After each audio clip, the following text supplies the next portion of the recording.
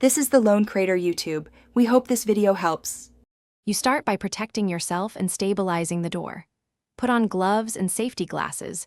Remove trim only if it blocks hinge access. Once set, back out the handle and lock cylinder screws so the hardware clears the frame, and unscrew the strike plate.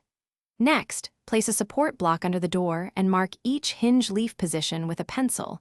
This saves alignment later. Use a 1/4 or 3/8 hex driver to loosen the top hinge screws first, so the door stays supported. Once the top hinge screws are loose, continue removing remaining hinge screws in sequence. You want an assistant or a door jack beneath to prevent a drop. If alone, use a wedge and clamp to hold the weight. Check each hinge for hidden screws, rivets, or adhesive. Remove pop rivets with a drill if needed. Lift the door straight up off the hinge pins. Do not angle it, or you risk bending the aluminum. After removal, set the door flat on padded sawhorses and keep hinge leaves paired and labeled for reinstallation.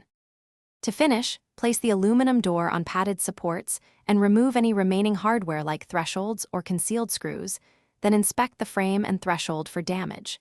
Transfer your hinge and strike marks to the frame and prep surfaces for reinstall or replacement by cleaning debris and lightly sanding contact areas.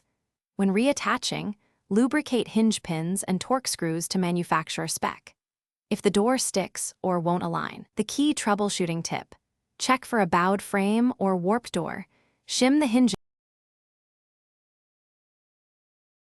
Thanks for watching.